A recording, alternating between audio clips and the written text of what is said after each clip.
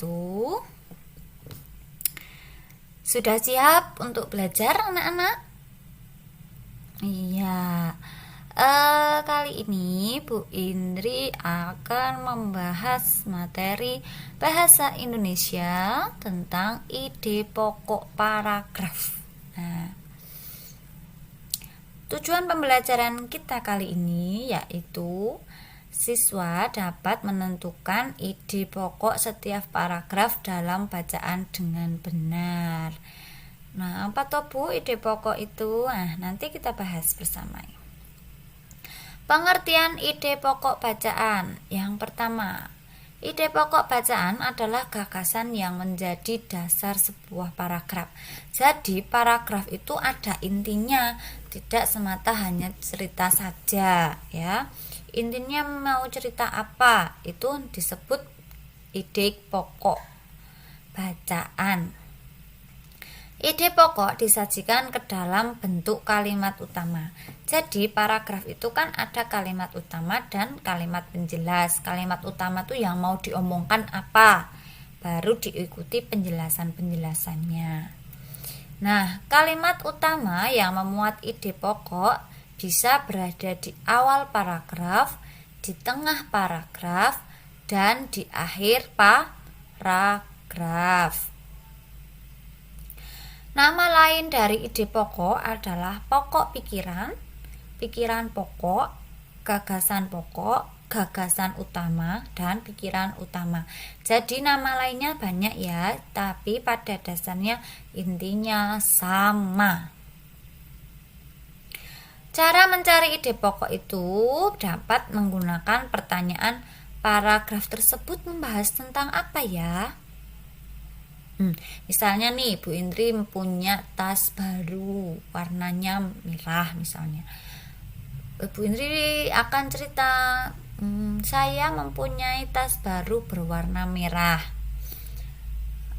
Tas baruku dibelikan oleh ayah pada saat ulang tahun. Nah, seperti itu. Jadi intinya Bu Indri mau cerita tentang tas baru warna merah.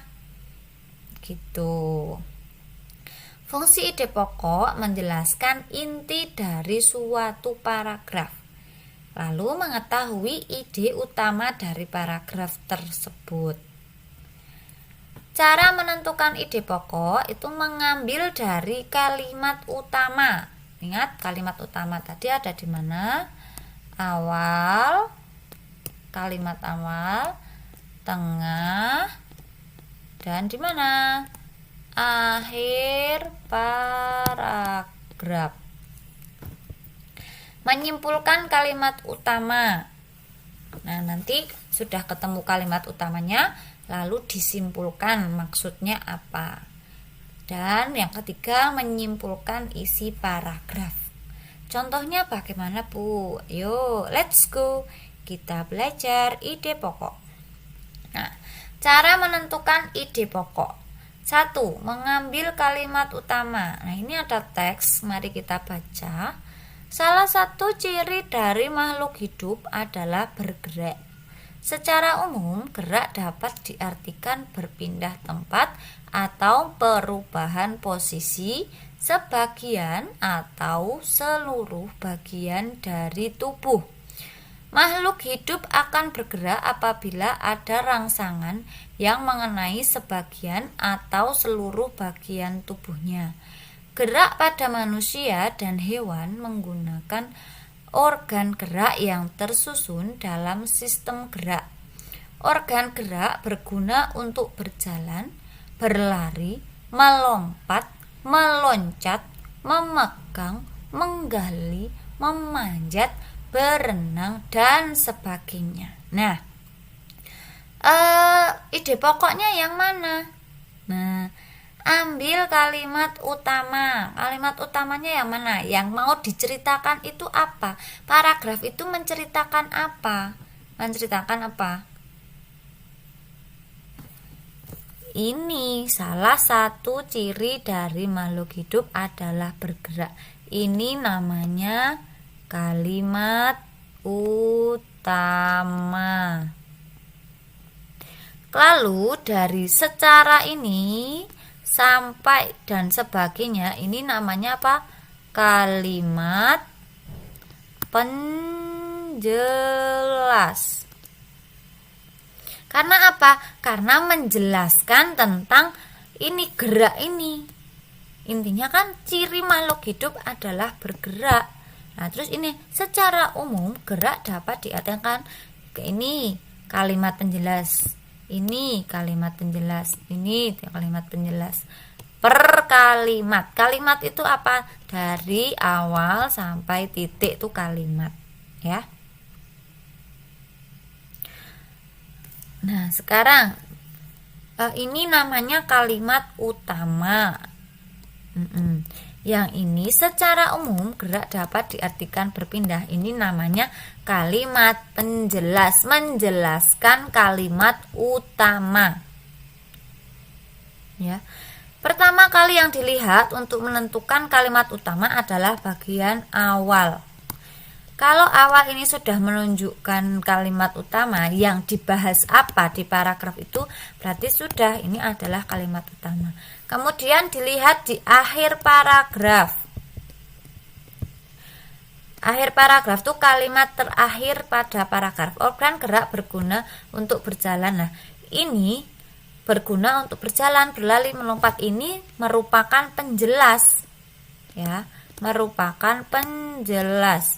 Jadi otomatis bukan kalimat utama. Nah, seperti itu.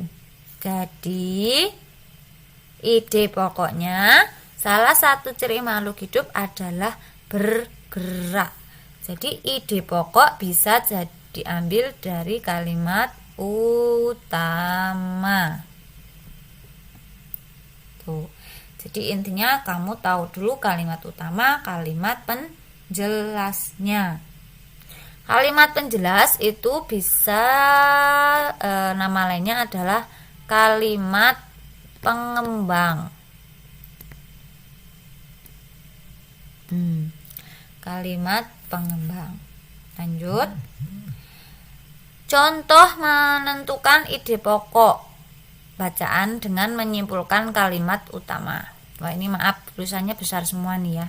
Harusnya besar kecil. Sebagai pelajar kita wajib melestarikan budaya daerah. Lakukan kegiatan yang positif untuk budaya kita. Saringlah budaya asing yang tidak sesuai. Selain itu janganlah malu untuk belajar budaya daerah. Kalimat utama yang mana? Kalimat utama dicari dulu. Kalimat utama. Kalimat utama tadi ada di mana? Awal, tengah, dan atau akhir. Di awal, cek. Lakukan kegiatannya. Sudah ada melestarikan budaya. Kemudian disuruh melakukan. Berarti kalimat yang ini, kalimat yang pertama, ini sudah menunjukkan kalimat utama. Lakukan kegiatan untuk budaya kita. Ini namanya penjelas dari sini. Nah, dari lakukan. Saringlah budaya asing yang tidak sesuai. Selain itu, janganlah malu untuk belajar. Nah, sampai sini dari lakukan sampai daerah ini kalimat apa? Penjelas. Seperti itu. Kalimat penjelas. Jadi kalimat utamanya ini ya, sebagai pelajar kita wajib melestarikan budaya daerah. Ide pokoknya ini sebagai tidak semuanya. Nah, tapi diambil yang intinya apa? Pelajar wajib melestarikan budaya daerah. Jadi intinya di situ. Simpulan dari kalimat utama. Lanjut. Contoh cara mencari ide pokok yang ketiga, menyimpulkan isi paragraf. Nah, ini ada paragraf. Piket kelas menciptakan kelas yang bersih dan nyaman. Piket kelas memupuk kerjasama dan tanggung jawab siswa. Piket kelas juga melatih kejujuran siswa. Itulah beberapa manfaat yang didapat dari piket kelas. Ide pokok paragraf tersebut adalah menyimpulkan isi paragraf. Paragraf ini menceritakan tentang apa toh? Piket kelas itu biar apa? Biar bersih dan nyaman. Piket kelas itu biar apa? Memupuk kerjasama dan tanggung jawab. Piket kelas itu biar apa? Melatih kejujuran siswa. Itulah beberapa manfaat yang didapat dari piket kelas. Sudah ada di akhir. Nah, ini contohnya di akhir paragraf, ini kalimat utamanya. Nih beberapa manfaat. Nah, manfaat piket kelas seperti itu. Jadi kesimpulannya ada di belakang. Itulah beberapa manfaatnya. Ini adalah kesimpulannya, termasuk sebagai kalimat utamanya. Ini simpulan paragraf. Jelas? Oke, kalau sudah jelas nanti anak-anak dapat mengerjakan tugas yang diberikan oleh Ibu ya. Sekian dari Ibu Indri. Ada kurang lebihnya mohon maaf. Assalamualaikum warahmatullahi wabarakatuh.